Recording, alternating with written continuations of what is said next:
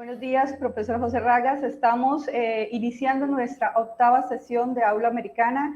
Bienvenidos a todos los asistentes. Tenemos el gusto de contar hoy con la participación del profesor José Ragas, que es asistente del Instituto de Historia de la Universidad Católica de Chile. Obtuvo su doctorado en la Universidad de California Davis y un postdoctorado en Cornell. Antes de instalarse en Chile, trabajó en la Universidad de Yale. Sus líneas de investigación se centran principalmente en los procesos políticos contemporáneos del Perú y el análisis social de la tecnología. Es autor de Los años de Fujimori, 1990-2000, y de diversos artículos en revistas especializadas sobre ciencia y tecnología. Además, tiene una cuenta muy activa en redes, así que bienvenido, profesor. Qué gusto tenerlo en Aula Americana. Muchas gracias, Rocío. Es un gusto y extiendo el saludo también a todas y a todos que están acá presentes. Quiero comenzar agradeciendo la gentil invitación que me hizo el profesor Manuel y también a todo el equipo de Aula Americana. Es realmente un gusto estar en un ambiente tan agradable y poder también compartir algunas palabras, algunas ideas, precisamente además porque me ha servido mucho para repensar algunos argumentos que he venido desarrollando y que espero también sean de interés, de utilidad para, digamos, el espacio que ustedes han venido desarrollando en estos últimos meses. Profesor, como le habíamos comentado previamente, iniciaremos con su presentación y posteriormente vamos a pasar a la sesión de preguntas, ¿sí? Generalmente lo que hemos decidido que funciona mejor para el desarrollo de la dinámica de Aula Americana es pregunta-respuesta al final. Por lo demás, adelante, este es su espacio.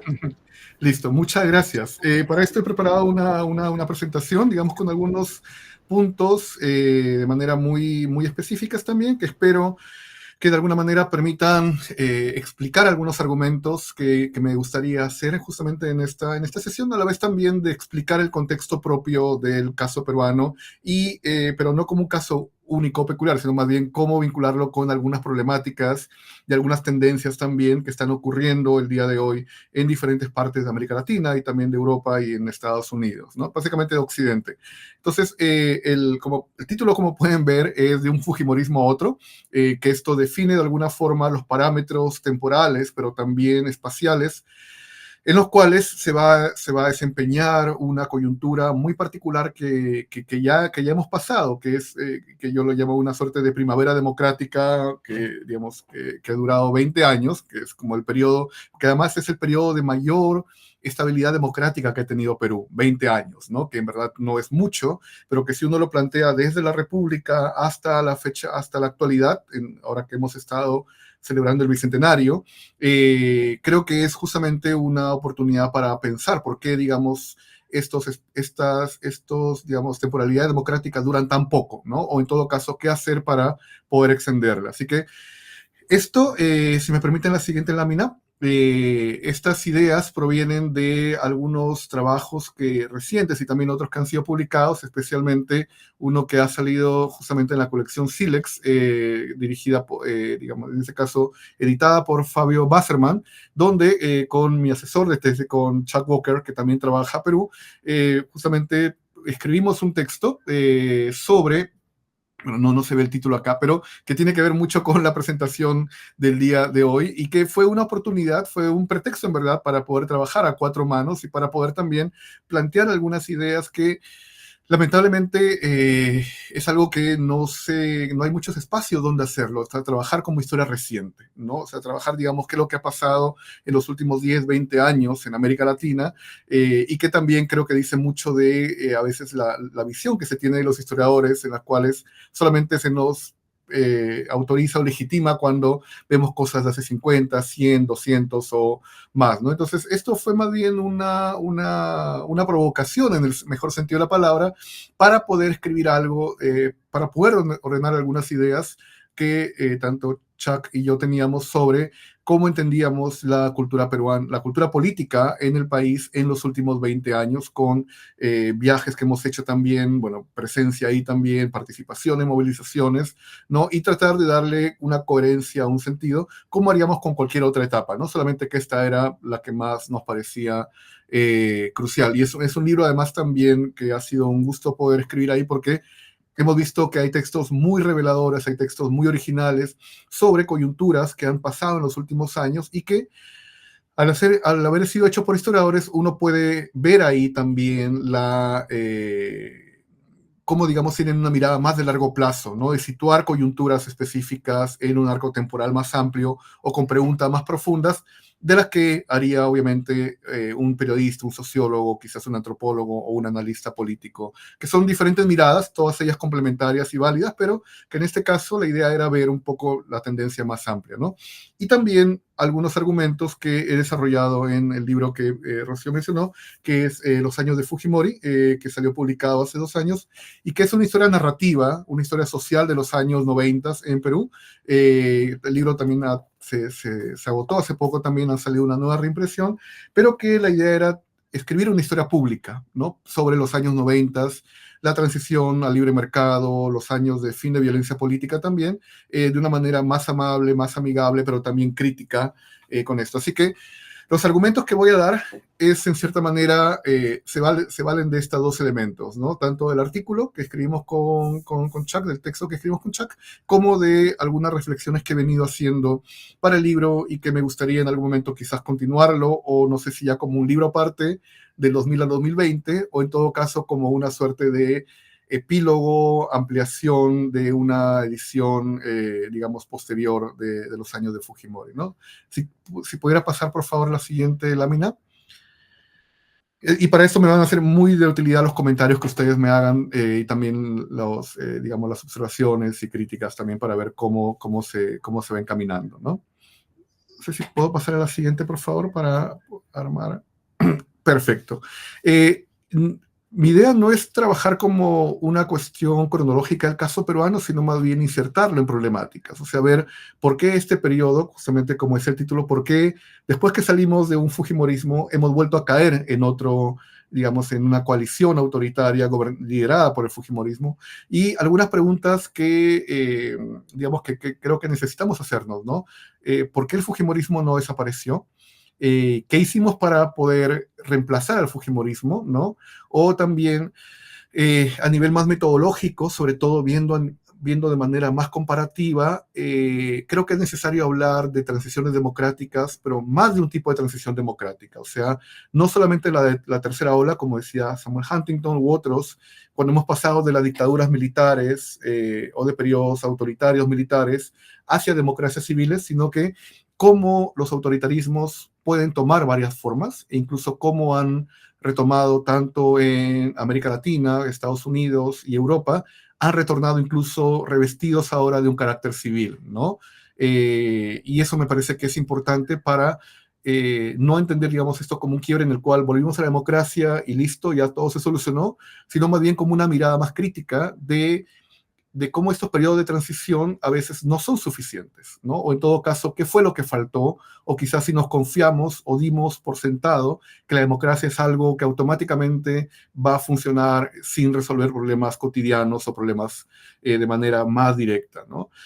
Y eso tiene que ver también con cómo los autoritarismos se reciclan. O sea, esta visión de dictaduras, democracias, de militares civiles, creo que es una versión que a veces es muy específica, incompleta, sobre todo para la manera en la cual ahora hemos visto que, por ejemplo, surge la extrema derecha o en todo caso la democracia es cooptada desde dentro y puedes también crear sistemas autoritarios desde la democracia y no solamente en democracia, ¿no? Y también preguntarnos qué mecanismos de actualización necesitamos para que el sistema democrático pueda seguir funcionando, o sea, a nivel de autonomía de poderes, prensa, digamos, opinión pública también, o en todo caso, cómo protegernos de amenazas autoritarias como estamos viviendo ahora con una nueva ola de extrema derecha. Entonces, en verdad el caso peruano es un pretexto para analizar coyunturas y dinámicas más amplias, ¿ya? No porque el caso peruano sea único, sea particular, no pretendo eso, sino porque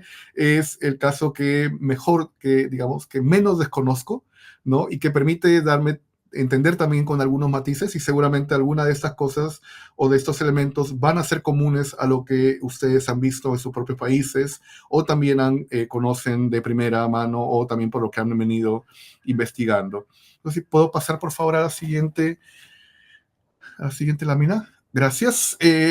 Ahora, digamos, el periodo 2000-2020, ahora uno lo mira con nostalgia, ¿ya? Uno lo mira, digamos, como que, ¿por qué no lo aproveché más? ¿Por qué, digamos, no, por qué uno no lo disfrutó más? Y es un periodo marcado por dos coyunturas muy precisas, por la caída del Fujimorismo, el año 2000, con la renuncia de Fujimori por fax, una renuncia muy vergonzosa, por cierto, pero además también, y el 2020 obviamente, por la pandemia, ¿no? La pandemia no solamente como un fin de un elemento sanitario de salud, sino también porque expone las debilidades que había tenido el sistema neoliberal en Perú. El sistema de libre mercado expone también las consecuencias de un sistema informal que no había podido, en el cual no pudimos, durante la pandemia, no pudimos cubrir las necesidades básicas de la gente y Perú se convirtió en el país con mayor mortalidad a nivel mundial, ¿no? Entonces, eso de alguna forma también creo que gatilló y dio la opción de poder criticar al neoliberalismo, pero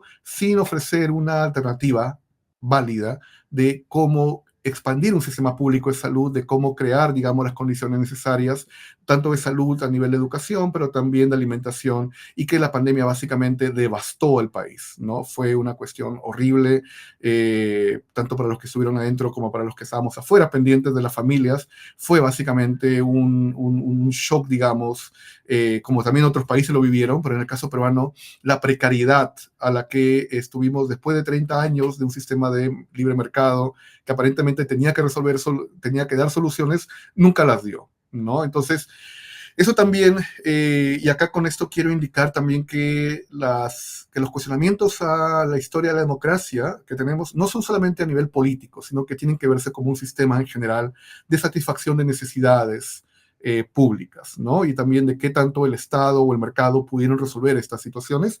Pero el 2000-2020 fue un periodo bastante positivo, fue un periodo muy, no quiero romantizarlo, no quiero ponerme en plan nostálgico, fue un periodo crítico también, pero fue un periodo en el cual, si me permiten solamente mencionar algunas cosas, se recuperó la democracia del Fujimorismo, se renovaron las instituciones democráticas a nivel de sistema electoral, a nivel de sistemas públicos también, fiscalías, incluso periodismo. Hubo un crecimiento económico impresionante a nivel de, creo que no lo habíamos tenido tanto desde la época del guano, o incluso desde el inicio del siglo XX con la República Aristocrática, y esto básicamente, pero era un crecimiento económico en base a exportación de minería, o sea, volvimos nuevamente a ser un país exportador de recursos y materias primas, sin que esto trajera desarrollo, ¿no? O una cadena de producción que pudiese aliviar las situaciones en diferentes regiones del país. Esa plata, curiosamente, ahora fue bien invertida. Hubo mucha corrupción, pero también fue bien invertida y fue redistribuida, sobre todo a nivel de programas sociales. O sea, una labor de Estado, una labor pública de Estado, que permitió mostrar que el Estado puede articularse con el mercado, que era algo que por lo general se decía que no, y era además todos los ortodoxos del libre mercado decían que no, que el Estado tiene que desaparecer, que es obsoleto, que es un obstáculo. No, acá demostró que efectivamente cuando el Estado quiere hacer las cosas bien, con infraestructura, con preparación de personal, efectivamente puede llevar programas sociales a nivel de pensiones para adultos, a nivel de escolaridad para jóvenes, a nivel de alimentación también. Y un elemento que me interesa mucho a mí por el tema que trabajo de identificación, se logró por primera vez reducir la tasa de indocumentados a 0,5% o 0,4%. Ya, esta fue la mayor expansión de entrega de documentos de identidad, tanto a personas en edad adulta como también incluso a niños. O sea, por primera vez el Estado había logrado identificar y había logrado también crear una nación de ciudadanos con documentos de identidad válidos, ¿no? Entonces, eso me parece que son algunos de los logros, pero además algunas cosas ya que pueden parecer quizás más anecdóticas, pero que son importantes, es algo que Benedict Anderson incluso se queda corto cuando llama comunidades imaginadas, pero Perú logró en esos 20 años, por ejemplo, logró llegar al Oscar con una película como finalista, como digamos como uno de los candidatos, logró conseguir el primer premio Nobel a través de Vargas Llosa, logró posicionar a la gastronomía, digamos, como dentro de estos festivales grandes también a nivel nacional e internacional. Logró posicionar a Machu Picchu como una de las nuevas maravillas en estos concursos del mundo. Y creo que algo que desplaza todo esto, que es más para cultura popular, es más importante que un Nobel, que un Oscar, que todo eso, logró llegar al Mundial de Rusia después de 40 años, ¿ya? Obviamente nos sacaron al segundo partido, pero eso no importa, o sea, lo que importa acá es cómo, digamos, este periodo logra consolidar una imagen de nación muy importante, tanto hacia adentro, incluso, por ejemplo, con un censo nacional que no se había hecho en mucho tiempo, en 2017, y logra consolidar también una imagen hacia afuera, ¿no? Entonces, la pregunta es, ¿qué pasó? O sea, ¿cómo es que tienes un periodo que aparentemente, digamos, tiene todas estas bondades, estos beneficios, y que de un momento a otro se descalabra, se descompone, y que es justamente las consecuencias que estamos viviendo ahora, 4 años después de esto, ¿no? El siguiente, por favor. Y para esto, lo que he hecho es algunas viñetas, ¿no? Algunas, digamos, ideas generales que feliz, digamos, de compartirles el PowerPoint o de recomendar algunas cosas más, pero son algunas ideas que tienen que ver de cómo esta transición, porque era una segunda transición, la primera había sido en los 80, después del gobierno militar, cómo esta segunda transición logra efectivamente generar políticas públicas que no tienen que ver únicamente con política, no tienen que ver únicamente con economía, sino incluso con reivindicaciones sociales y de derechos de personas que habían afrontado además otro proceso complicado que fue la violencia política del 80 al 2000 con grupos terroristas y con violencia terrorista del Estado, ¿no? Por ejemplo, por primera vez tenemos mandatos presidenciales completos, ¿ya? O sea, de sucesiones presidenciales completas. 3 presidentes que terminan su periodo y le pasan la posta al otro, que es bastante para para la democracia peruana. Se instala una comisión de la verdad y reconciliación el año 2003, el año 2001, que además termina su mandato en 2003 con un informe que es brutal en las conclusiones, que señala no solamente a nivel de números, sino que señala además que una de las consecuencias, una de los factores de la violencia política del 80 al 2000 tuvo que ver con la desigualdad, tuvo que ver con el racismo, tuvo que ver con las formas, digamos, tan diferentes en las cuales los grupos sociales en Perú se han articulado y se han tratado entre ellos por décadas y por siglos, ¿no? Y esto además también generó toda una ola, digamos, de intentos de reconciliación, o sea, intentos de recordar a las víctimas, pero también de tratar de cerrar el periodo, ¿no?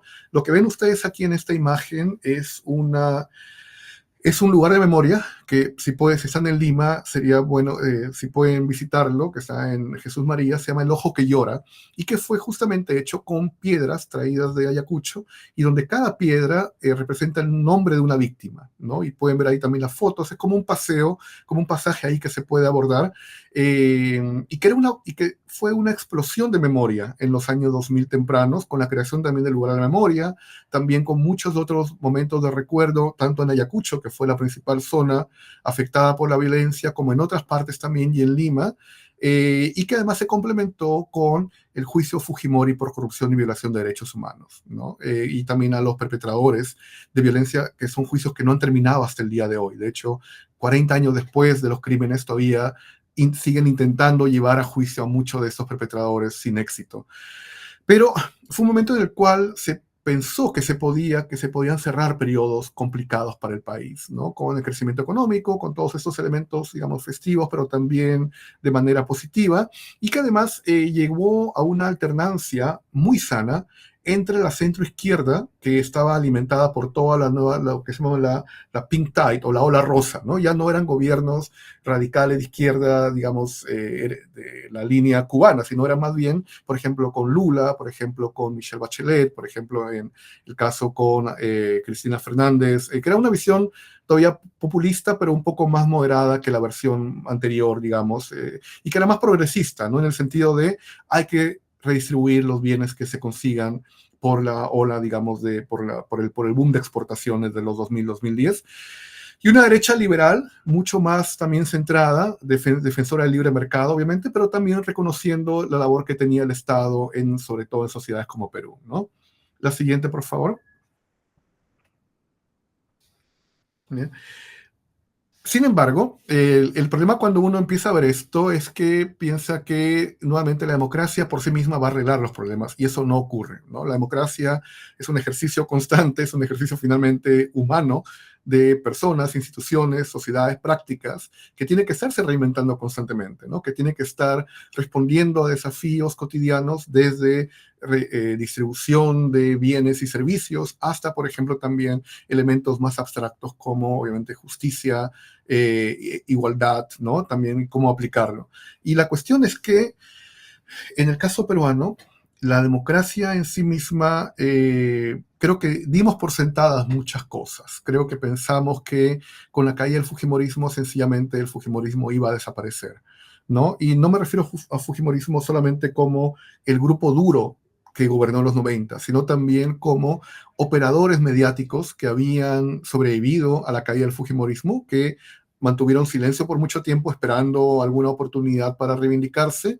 Me refiero también a medios periodísticos que habían apoyado el Fujimorismo en los 90 y que intentaron, algunos desaparecieron, otros se reciclaron, ¿no? Y también, obviamente, el capital que había significado el Fujimorismo en los 90, ¿no? Porque lo que hizo Fujimori en los 90 fue básicamente preparar un capital político tanto para él como para sus herederos. Fujimori fue el presidente que más viajó en los 90 en todo el país, no solamente en campañas electorales, que es algo que diferencia a un candidato o una candidata, digamos, pero sino que viajó durante todos los 90 a tal punto que en diferentes pueblos, en diferentes caseríos o diferentes lugares de todo el país, tenían una opinión favorable de Fujimori porque incluso había sido el único presidente que los había visitado, ¿no? Entonces, eso uno puede cuestionar, uno puede criticar, digamos, si eso es bueno o malo, pero para mucha gente, sobre todo el interior del país,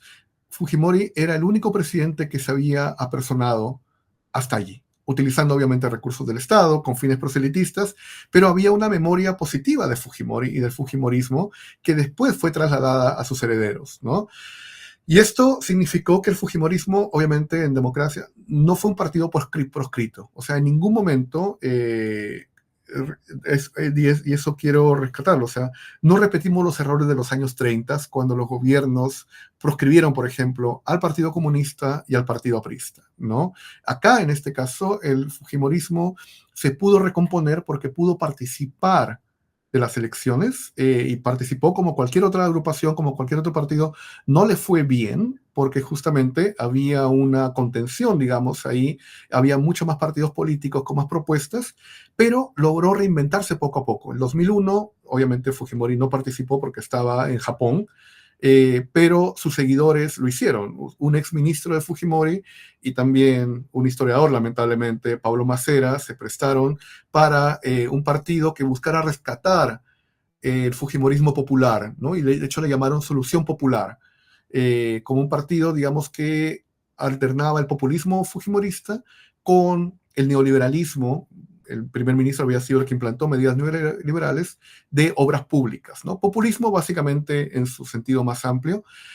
En los 2000 no ganaron, quedaron como en quinto, sexto lugar, pero marcaron presencia ahí. En 2006 Fujimori no podía postular también porque estaba en Japón todavía escondido, y postuló una heredera del Fujimorismo, Marta Chávez, hasta que lo que pasa en 2011, 2016 y 2021 es que Keiko Fujimori ya alcanza la edad permitida para ser candidata electoral, ¿no? Y ahí es donde ella empieza a rearticular el partido y empieza a presentarse a elecciones, tanto en 2011 como en 2016 y hasta la última elección en 2021. Además de Keiko, su hermano Kenji también empieza, que están ahí en la foto los dos con el padre, empieza también a presentarse como candidato, ¿no? Entonces, y acá es donde se reactiva una característica propia de la política peruana, y que es la política peruana es básicamente una política familiar. Es una política donde no importa el programa, no importa la infraestructura, no importa, digamos, la red, importa básicamente que tengas el apellido del fundador del partido. ¿Ya? Básicamente los partidos son sobremesas familiares, ¿no? Y eso uno puede rastrearlo, por ejemplo, desde el partido aprista en los años 30 hasta el partido Acción Popular con el apellido Belaúnde, hasta el partido PPC, que es un partido más local con el apellido Bedoya, e incluso también los partidos que gobiernan ahora esa coalición conservadora autoritaria en Perú son partidos familiares, son partidos con apellido propio, ¿no? Y en el caso inclusive también del Fujimorismo, lo que permitió reactivar fue justamente el hecho de que Keiko, la hija, asumiera el liderazgo del partido fujimorista, ¿no? Y lo recompuso. Ella quiso en un primer momento crear un partido para ella propia y dejar al padre, digamos, en la cárcel, y de hecho lo hizo, dejó al padre en la cárcel. Esto le generó problemas con Kenji, que era el hijo engreído de Fujimori, y de hecho creó disputas entre los dos hermanos que terminó mal para Kenji, ¿no? Casi está con una acusación pendiente que se puede reactivar en cualquier momento porque el Poder Judicial está manejado ahora por el Fujimorismo. Entonces, sencillamente, la que quedó como delfín y heredera del Fujimorismo, ahora sobre todo, es Keiko Fujimori, ¿ya? Y esto también dice mucho de cómo los partidos se arman en Perú, ¿no? Cómo se arman a través de redes familiares, cómo se arman también a través de vínculos, sobre todo, y cómo el capital familiar es lo más importante, especialmente con el apellido.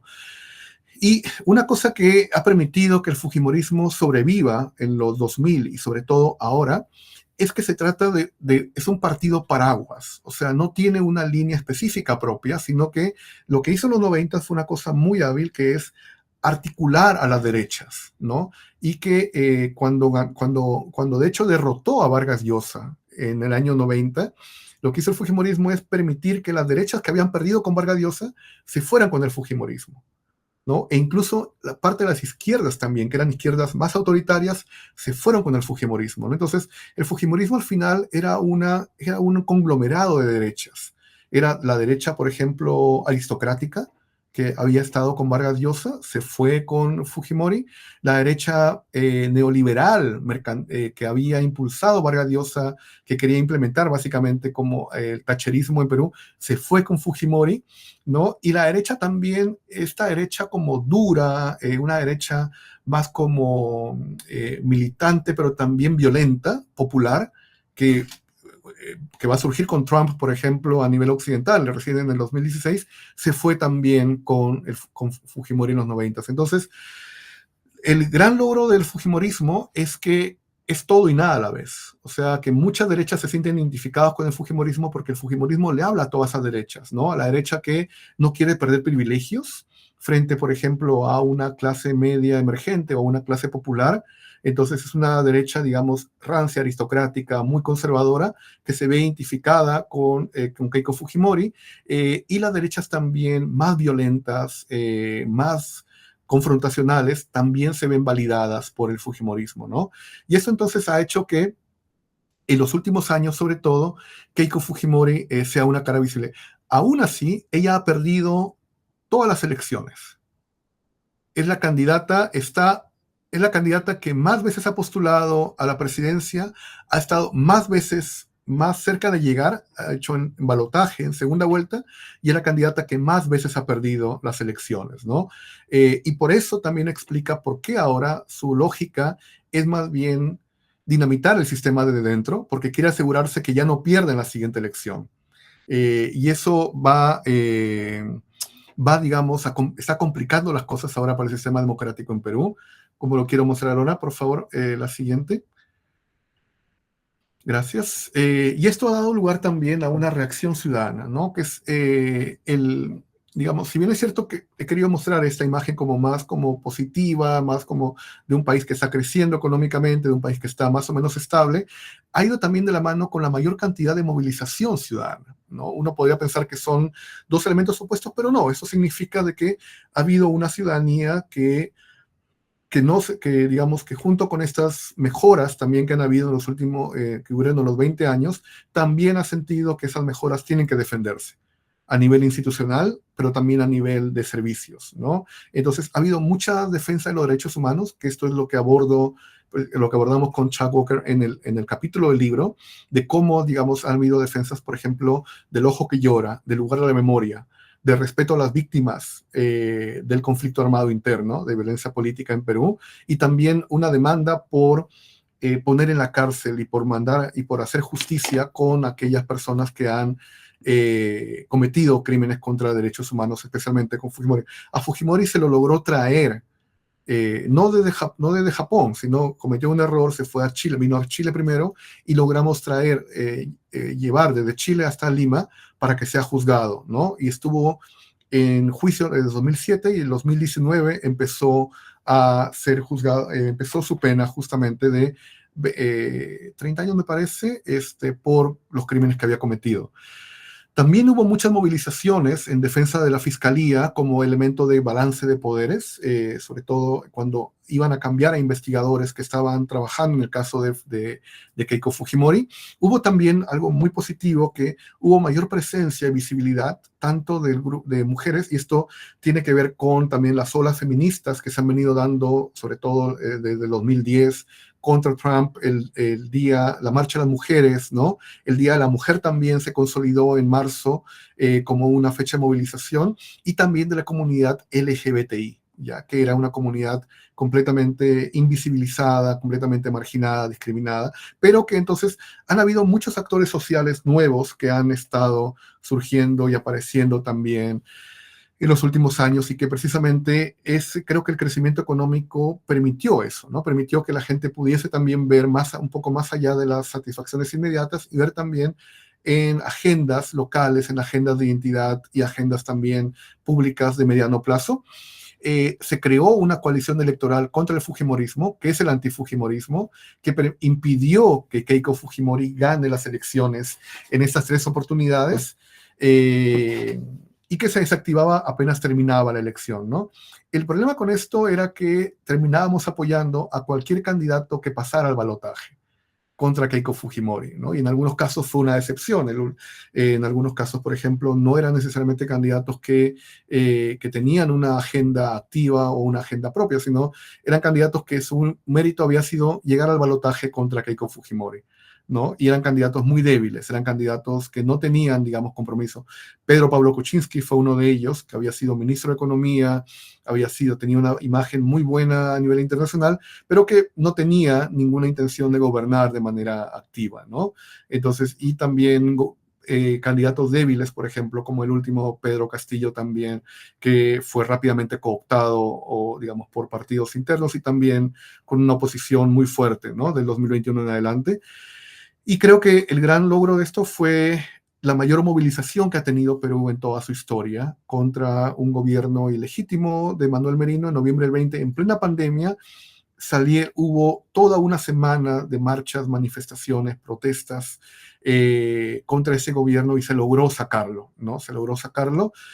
Perdieron la vida 2 personas ahí, pero quedó como un hito a nivel de que la movilización social efectivamente sí permite restaurar el balance democrático, ¿no? Con todo esto.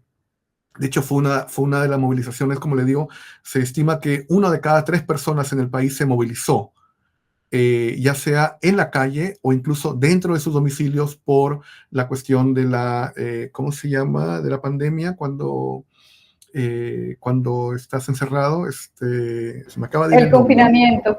Confinamiento, exactamente. Sí. Muchas gracias. Incluso a nivel de confinamiento en redes sociales, la mayor cantidad de tráfico de redes, digamos, a nivel de mensajes contra ese gobierno, y también, entonces, esto como que amplió la cultura política y la cultura pública de movilización ciudadana, ¿no? Fue un momento muy importante. Si me permiten el siguiente, por favor. Este es un gráfico para mostrar el nivel de movilización que hubo en el país por diferentes motivos, ¿no? Que es un gráfico que ha hecho una página web, Puente, muy útil para poder ver que ya no es solamente a nivel político, sino que son muchas agendas ahora que se van integrando, y de diferentes maneras. Puede ser plantones, marchas, pueden ser también como bocinazos desde los departamentos, pueden ser también actividad en redes sociales. Entonces, fue un momento en el cual la protesta se amplió, ¿no? Se reconfiguró, como ha pasado en muchos casos en la historia, pero además ahora también con la novedad de las redes sociales, especialmente por el confinamiento, ¿no? Y finalmente, ya para terminar, quiero solamente dejar algunas ideas, con la última, por favor, con la última. Gracias. Y dejar, digamos, algunas agendas de investigación y también a nivel político, ¿no? Que creo que necesitamos hacer para poder salir de esta lógica y para poder otra vez rescatar la democracia, que ahora ha sido cooptada y básicamente está siendo saqueada y desde una coalición de gobiernos autoritarios desde 2022 en adelante, salir de esa lógica fujimorismo-antifujimorismo, ¿no? O sea, crear, digamos, las condiciones para que haya candidatos y candidatas que puedan efectivamente generar políticas apropiadas y no solamente llegar de manera improvisada. Creo que el descontento público tiene que ser un elemento continuo, ¿no?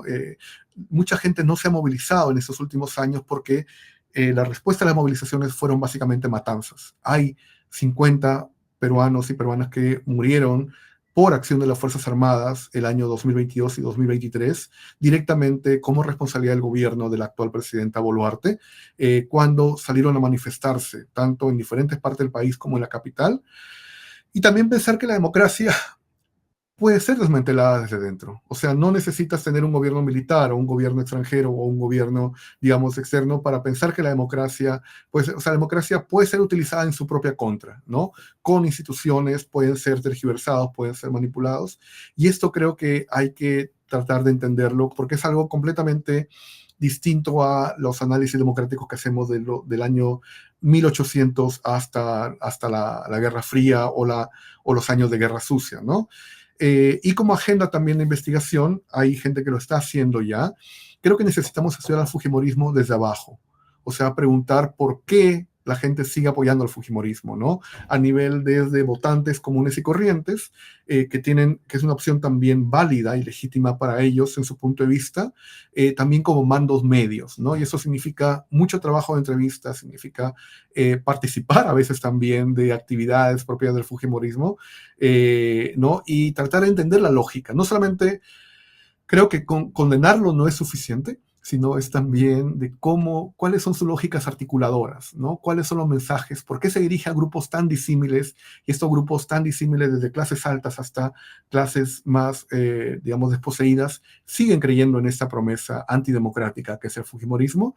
Y también algo que me interesaría explorar más adelante y espero poder tener oportunidad, es una historia social de la democracia, o sea, entender la democracia ya no solamente como instituciones o como elementos abstractos, sino también desde abajo, ¿no? A nivel de movilizaciones, a nivel de prácticas culturales, a nivel de cultura política también, y cómo esta democracia en algunos casos se va reconfigurando, se va reinventando, dependiendo de las coyunturas en las últimas 2 o 3 décadas. Así que eso nada más, y la última lámina ya es un poco más de igual solamente de agradecimiento por este espacio. Espero que haya sido algo distinto, novedoso o algo, digamos, original, pero igual está mi correo ahí para poder mantener la comunicación en las siguientes semanas. Así que ahora me abro, digamos, a los comentarios, a las preguntas y a las sugerencias que tengan para poder responder. Muchas gracias.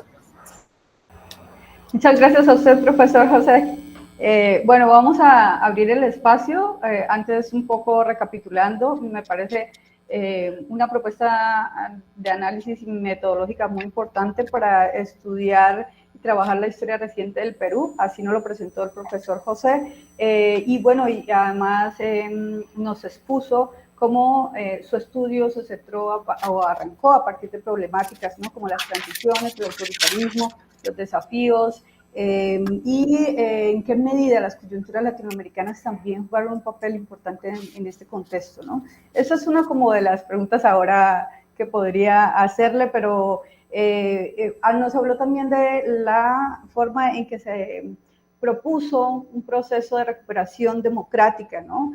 Dentro del Perú a través de la implementación de programas sociales, de un poco mayor distribución, un mejoramiento de la economía, de un mejoramiento incluso de las condiciones políticas en las que se desarrolló la vida del Perú durante este periodo del 2000 al 2020. También muy interesante la forma de esta recuperación del ideario de nación, ¿no? Es fundamental, me parece que en Latinoamérica lo podemos ver también en otros contextos, esta idea de que somos nación, ¿no? y además que va de la mano con un cuestionamiento hacia las condiciones democráticas que se han vivido y las que estuvieron presentes, ¿no?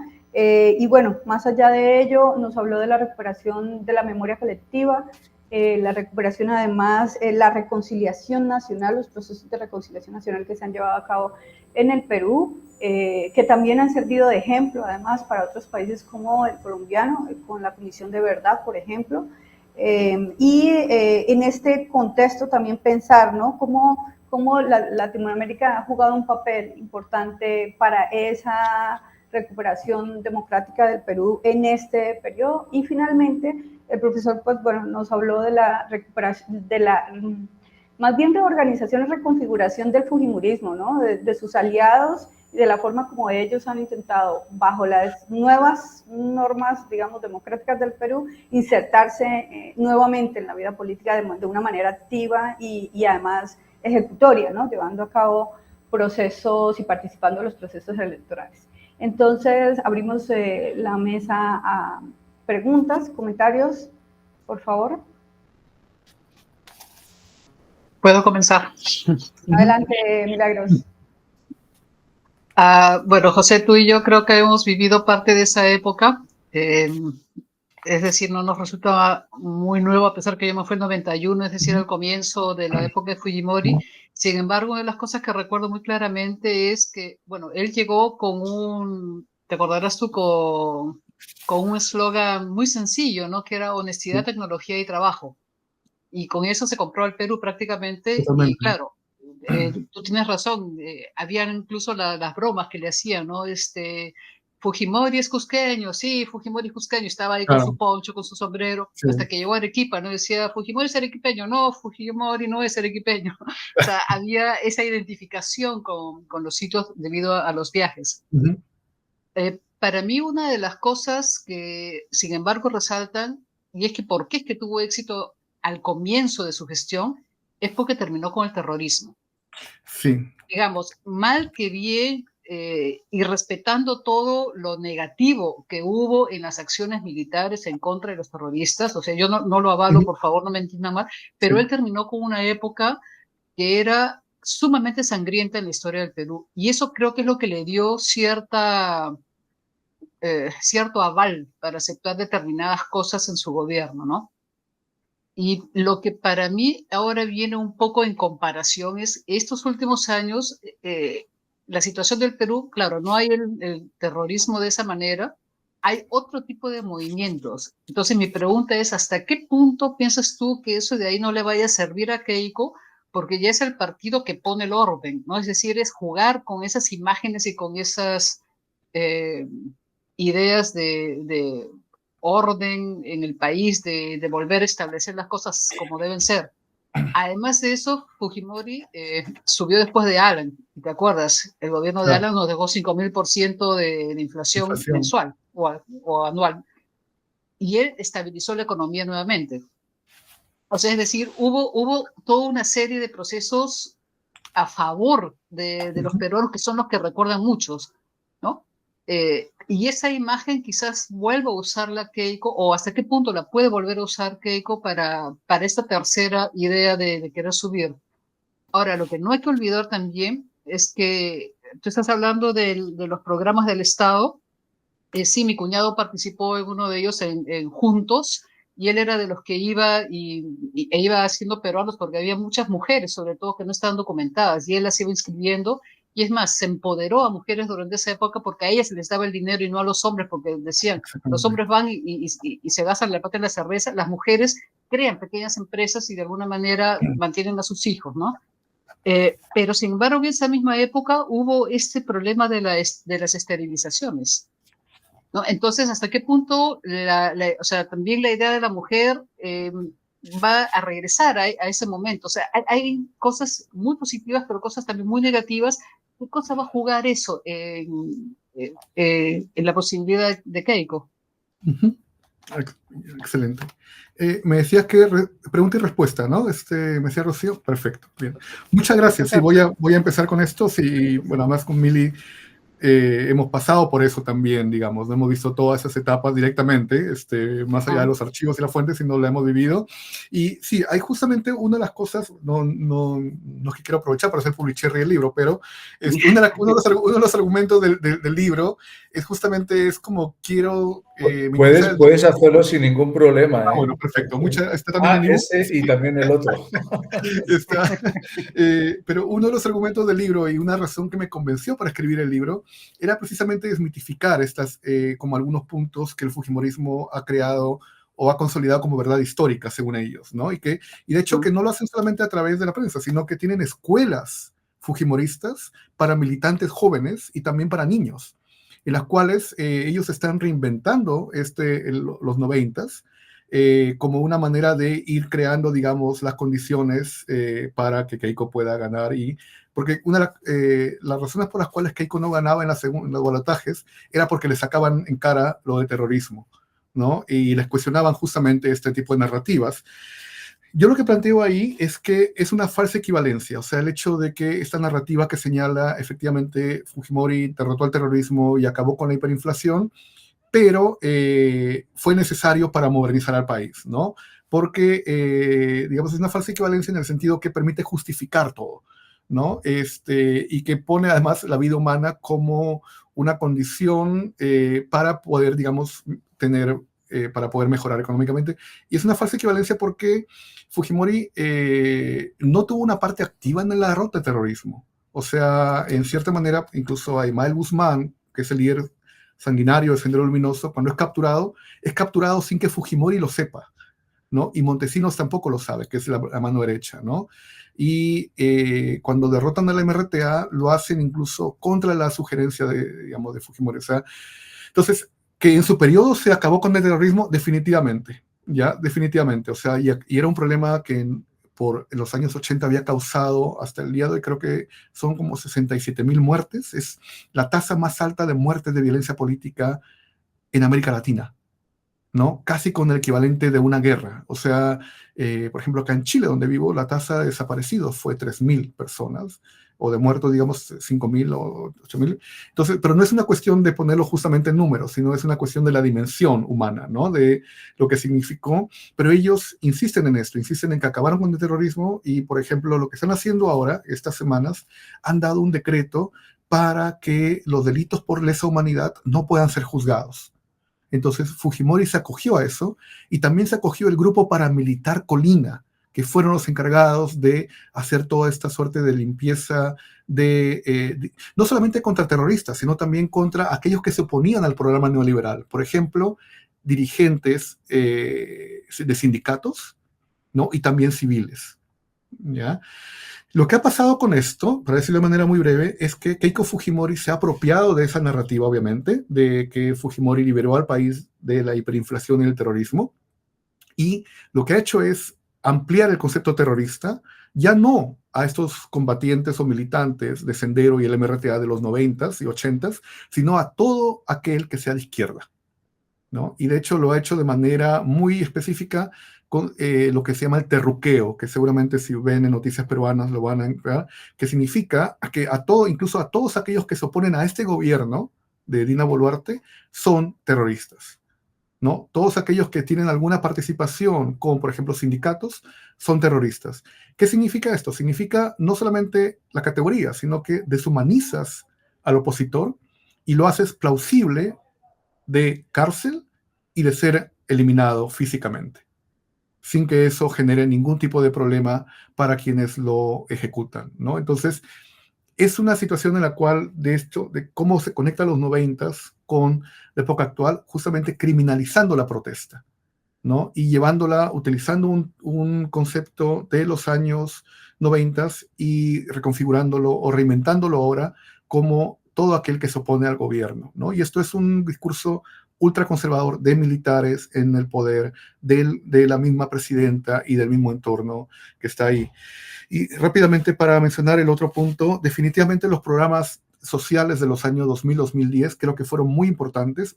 Por un elemento que tú dices y que no mencioné, es porque permiten el empoderamiento de la mujer rural, ¿no? Y además también con el criterio que tú has señalado, o sea, se dieron cuenta de que si le daban el dinero al padre, básicamente no iba a cumplir con los requisitos, y además pusieron como requisito que para que reciban, por ejemplo, alimentos o reciban también pensión, los niños de la familia tenían que ir a la escuela, ¿no? Entonces, y eso fue una cosa fantástica, o sea, porque además también lo documentaron, permitieron que hubiese información también sobre ellos, elevaron la tasa de escolaridad en el país, que es una cosa muy importante, y también permitieron que gente mayor, que ya no podía trabajar, que nunca había tenido ingresos, porque las AFP nunca llegaron a esa parte del país, pudiesen tener una pensión del Estado, mínima, pero que les servía de algo, ¿no? Entonces, creo que fue un elemento importante que además permitió compensar de alguna manera, de alguna forma, pero no en totalidad, los programas de los años 90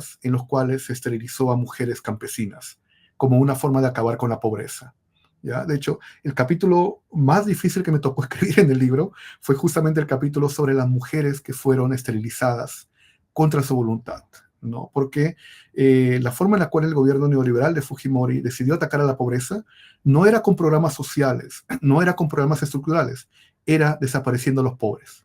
Era básicamente eugenesia, ¿no? Y era una política además también, y eso lo han comparado investigadoras extranjeras, era una política muy similar a lo que pasó en la California de los años 30, donde la idea era esterilizar quirúrgicamente para evitar que se reproduzcan personas de afrodescendientes, ¿no? En el caso peruano eran básicamente mujeres campesinas, ¿ya? Entonces, de alguna forma, eso te permite mostrar cómo el Estado, que puede generar este tipo de ataques contra poblaciones vulnerables, también el Estado puede reivindicar y puede empoderar, ¿no? Entonces, y en ese sentido, de alguna forma también demostró que se podía hacer eso en los años 2000 y 2010, y que lamentablemente ha dejado de hacerse en la actualidad.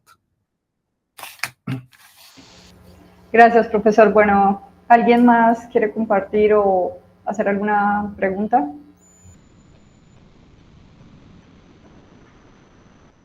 Bueno, mientras se animan, quizás yo le haría una en términos metodológicos, profesor. Yo sé que usted trabaja también el área de historia digital, y quería preguntarle justo cómo se hace para hacer para construir una metodología desde la historia digital, trabajando con archivos además digitales, el abordaje de la historia reciente de, digamos, el Perú en este caso, pero cualquier otro país latinoamericano. Eso por un lado.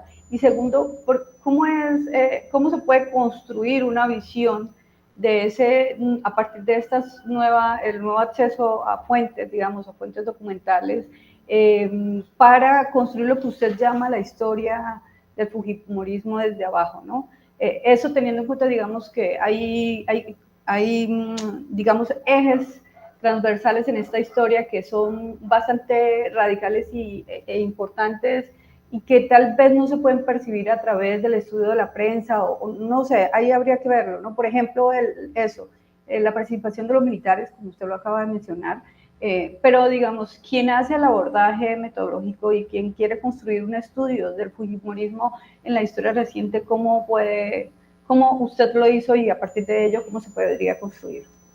No, es una excelente pregunta, ¿ya? Y creo que voy a quedarme corto en poder explicarlo, digamos, tal como...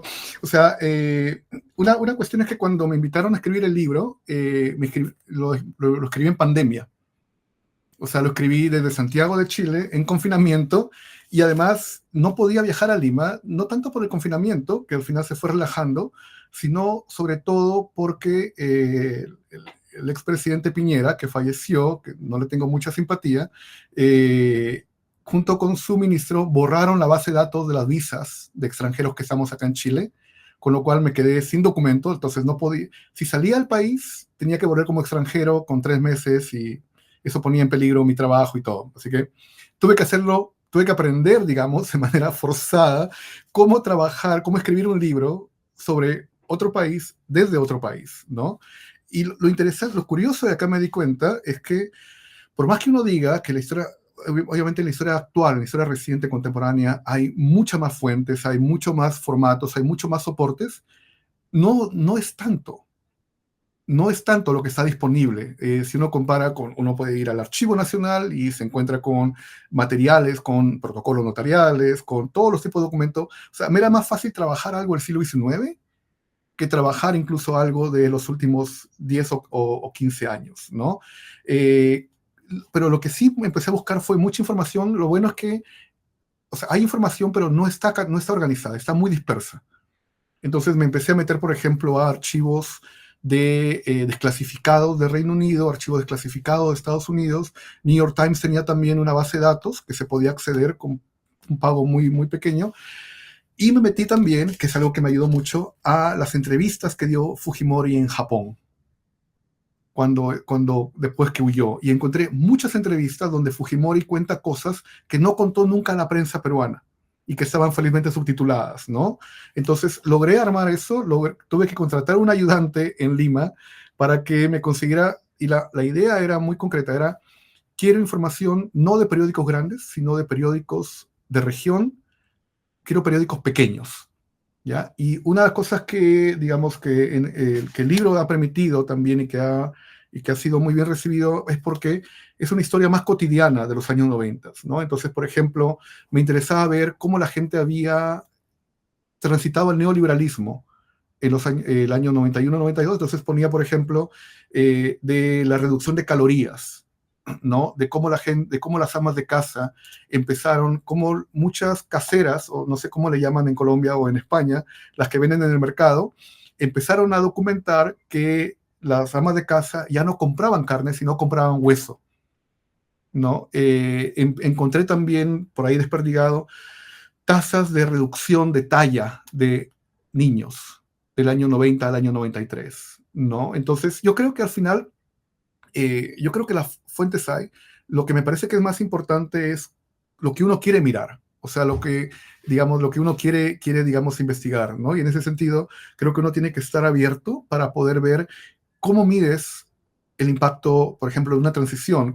Y para mí me sirvió mucho leer cosas sobre la Unión Soviética, sobre cómo cae la Unión Soviética, ¿no? Para ver, digamos, qué elementos puedo yo tomar en cuenta que me pueden servir quizás para el caso peruano. Quizás no era lo mismo, ¿no? El caso ruso era muy brutal, pero acá, por ejemplo, me permitió ver que la gente no podía comprar medicinas, entonces empiezan a aparecer muchos médicos brujos en la calle, ¿no? O la gente empieza a comprar muchas medicinas informales, o incluso casos como muy anecdóticos, pero que son muy como perversos en el sentido de que subió tanta la inflación de que incluso cuando murió el presidente de la Corte Suprema, la familia no pudo pagarle un entierro. ¿Ya? Entonces, son como esos elementos, esos datos que son como que están perdidos en la prensa o en la web, pero que te dan una idea más cercana, o sea, que conectan a la gente con cosas más cercanas del día al día, más que, por ejemplo, el Fondo Monetario autorizó tal préstamo, ¿no? O tal ministro se fue de viaje a conversar con tal otro. Entonces, son como básicamente miradas y lo que creo que falta mucho en América Latina es necesitamos digitalizar material. No hay material, no hay tanto material digitalizado. Necesitamos que las universidades, las ONGs o los centros, incluso nosotros como investigadores, que pongamos a disposición el material que tenemos, que lo subamos a la web. ¿Ya? Eso es parte de lo que se llama ciencia abierta, ¿no? O sea, que compartamos los materiales que tenemos. Yo, de hecho, lo que quiero poner, tengo el material ahí sobre Fujimorismo, quiero ponerlo en una carpeta, en un Dropbox o en algún Google Docs, por ponerlo, o sea, porque para que la gente lo utilice también, porque creo que eso es lo que permite que haya, que podamos aprovechar la historia digital, o sea, sistematizar información, pero sobre todo que no es tanto, no es quien tiene más gigabytes, ¿no? Sino es más bien cómo, digamos, podemos tener una mirada a partir de fuentes, por ejemplo, programas de televisión, ¿no? Comerciales, que fue lo que utilicé mucho sketch de programas humorísticos de ese entonces, que estaban grabados por ahí y que después volví a verlos y ya no estaban. Porque el Internet es muy frágil, es más frágil que los archivos físicos, ¿no? Y si no lo descargas en su momento, nunca más lo vuelves a encontrar. Entonces, creo que hay que sacarnos algunos mitos de que si está en la web va a durar para siempre.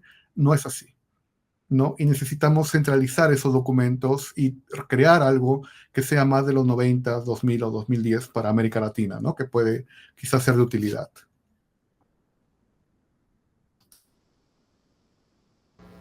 Bueno, no sé quién quiera hacer una...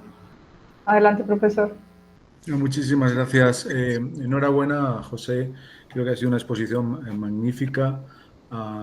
muy esclarecedora y además muy sintética para tantas cosas que has abordado, ¿no? Yo son dos cosas totalmente diferentes. La primera, al principio de tu exposición, que efectivamente llevamos un tiempo reflexionando, y el libro coordinado que aludías por Fabio Wasserman sobre historia y presente, es sobre justamente, no solamente la contribución que haces con Charles Walker, sino, y el propio libro. Yo sí que voy a hacer spoiler, en la colección Silex Ultramar. Y en este caso, sincerísimamente, yo siempre he visto con reticencia y con admiración, las dos cosas, la historia presente. Parece que para los historiadores y las historiadoras tenemos que tener un margen, no solamente documental, sino de perspectiva histórica, para el análisis de esa historia, ¿no?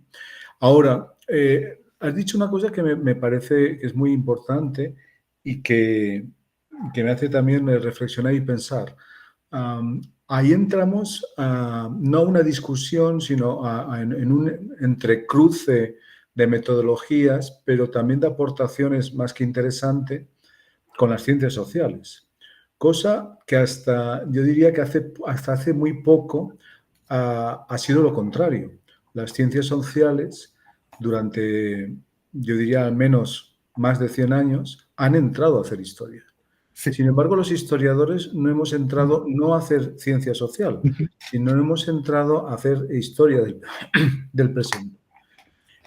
Con ese margen, con esa prevención, con esa documentación, con esa difícil, por los temas, y más que los que estás tocando, difícil perspectiva de alejamiento de no solamente del presente, sino también de nuestras vivencias, que aludía Milagros, de nuestras emociones, de nuestra percepción subjetiva irremediable.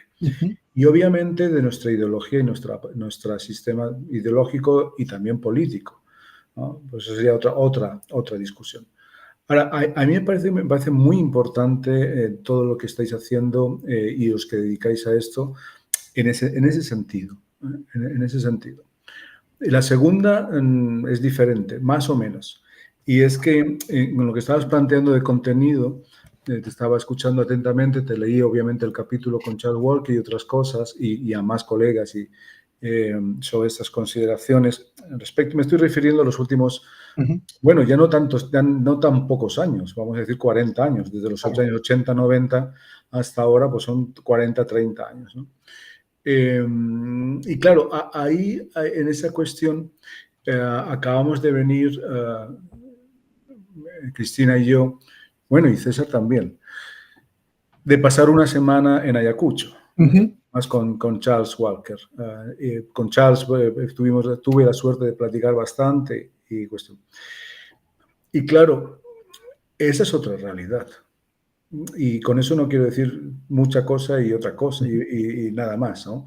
El Perú, pues afortunadamente creo que lo conozco más o menos bien, por supuesto Lima, pero también en Trujillo. Mando un saludo a Frank Díaz Petrel y a Juan Castañeda. Por supuesto Cuzco, he estado bastantes veces de la mano de Juan Marchena, y especialmente y Arequipa, y algunas otras zonas intermedias entre pero nunca había estado en Ayacucho. Y en Ayacucho, sincerísimamente, no es que comprenda más, sino que eso es otra realidad me parece peruana.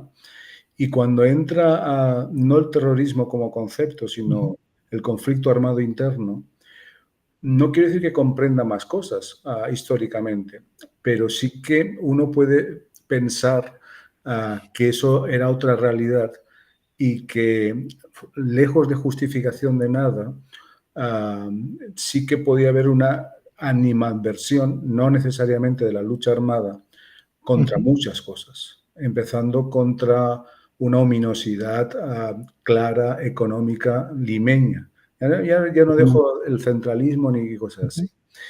Entre otras cosas porque cuando íbamos a casi inaugurar, a clausurar nuestro congreso que venía de Lima, pues hubo un paro central en la ciudad, porque dos comunidades bloquearon todos los accesos a la comunidad, sencillamente porque las carreteras, y con toda la razón, seguían en tan mal estado desde hacía 20 o 30 años y además había habido un accidente gravísimo de 20 y tantos muertos en un autobús, ¿no?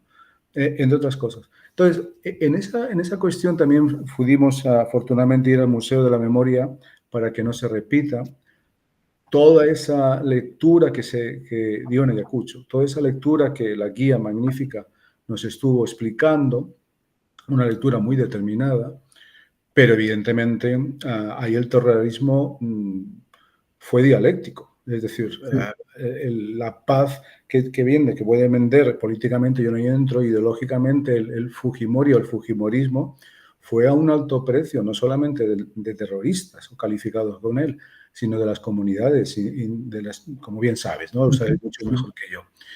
Y en ese sentido, claro, contrasta no solamente mucho con el magnífico lugar de la memoria en Lima, tremendo, sino en la lectura que algunos historiadores de esas comunidades también intervinieron en el Congreso diciendo y planteando desde su perspectiva histórica qué había pasado en esos años, ¿no? Entre otros, un premio nacional que es Modesto Ayala, que me pareció, no sé si lo conoces, una persona y un historiador formidable en este caso. Claro, con todo ese paquete es difícil, me parece muy difícil, y mucho más para alguien que generacional y no sé si vivencial ha vivido todo ese contexto, historiar, ¿no?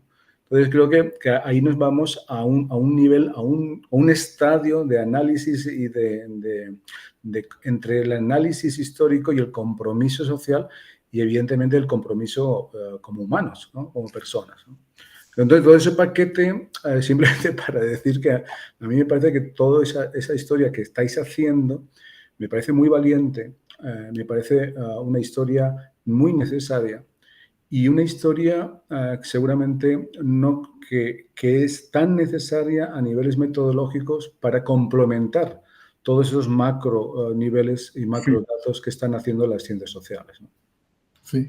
No, de hecho, no, gracias, porque me permite justamente ampliar algunas cosas. Primero que o sea, me parece muy buena idea la de haber permitido este volumen dentro de la colección Silex, ¿no? En el sentido que es un tipo de volumen que aparecería, por ejemplo, en una colección de sociología, o una colección de ciencia política, o de periodismo inclusive, pero el hecho de que estén en esa colección, que tiene números muy buenos, y que sea una colección de historia, creo que justamente le permite afirmar un espacio que es el que se está poco a poco ganando. No lo digo porque esté ahí, sino lo digo porque hay muchos colegas que están trabajando ese tema, y también permite ver de cómo los historiadores e historiadoras pueden contribuir justamente a miradas también más recientes, dentro también de un catálogo que es fantástico, de otras contribuciones que son más historia como, digamos, la que uno está más acostumbrado, ¿no? Bueno, Mili y yo hemos estudiado en la misma universidad. Una de las cosas que me decía, y digo esto con mucho respeto, que me decía una profesora que fue mi asesora, básicamente ella lo que me decía es: la historia termina en 1930. ¿Ya? Todo lo que viene después es básicamente ciencia ficción, de Star Trek o casi... Fíjate, y perdón que te interrumpa, un profesor de la Universidad de Valencia me decía que la historia empieza con la máquina de escribir. Entonces, okay, claro, al contrario, es decir, como yo me dedicaba al siglo XIX, él al XX, entonces diciendo que, bueno, un poco, bueno, un juego de palabras o de desprecio, sí, pero bueno, cada uno hay puntos de vista diferentes, ¿no? Sí, sí, no, y es interesante cómo en tan poco tiempo hemos logrado precisamente como romper algunas, ¿no? Yo creo que uno de los retos para que trabajan en historia reciente o incluso en general, es justamente más la parte interdisciplinaria, ¿no? Aprender, por ejemplo, de lo que están trabajando, tanto en historia más cercana como lo que hace ciencia política, para ver un poco la parte más macro, la parte más estructural. Yo, en lo personal, me gusta mucho cómo trabajan los periodistas, cuando los periodistas se meten a hacer cosas de los últimos 30 o 40 años, sobre todo crónica periodística. ¿no? Yo he aprendido mucho a nivel de escritura y a nivel de enfoque, a nivel de crónica periodística, de cómo se enfocan en detalles que a veces no, por ejemplo, uno no se da cuenta como historiador, ¿no? O de cosas que uno está tan acostumbrado a los archivos del 20, del 19, que no se imagina que pueden pasar en la actualidad. Estaba leyendo de una periodista extranjera un libro justamente sobre Colombia que se llama El Palacio de Justicia, que es del ataque del M-19 al Palacio. Y es impresionante la diversidad de ángulos que uno puede dar y de cómo también de cómo lo bueno de la historia como disciplina es que es muy flexible, ¿no? Y cómo podemos incorporar diferentes marcos, miradas, también fuentes a esto, y que justamente creo que va a permitir un diálogo más rico, digamos. Creo que estamos ganando más presencia a nivel de América Latina, en Europa también. Yo me eduqué mucho leyendo a Timothy Garton Ash, ¿no? Y también a muchos historiadores que hacían crónicas digamos, de esa época. Pero creo que necesitamos justamente como ver esto ya como un campo propio, ¿no? Y eso como con metodologías propias también, con desafíos también, ¿no? Y que eso también nos permita como poder ofrecer respuestas también al público, como tú decías, con una cuestión de compromiso, también respuestas al público y cómo poder tener una voz más, digamos, quizás directa, ¿no? También a responder preguntas que la ciudadanía está pidiendo y que a veces desde la ciencia política no se le puede dar, desde la sociología no se le puede dar, pero que quizás de una mirada un poco más amplia podamos contribuir también a una mejor planteamiento de estos retos.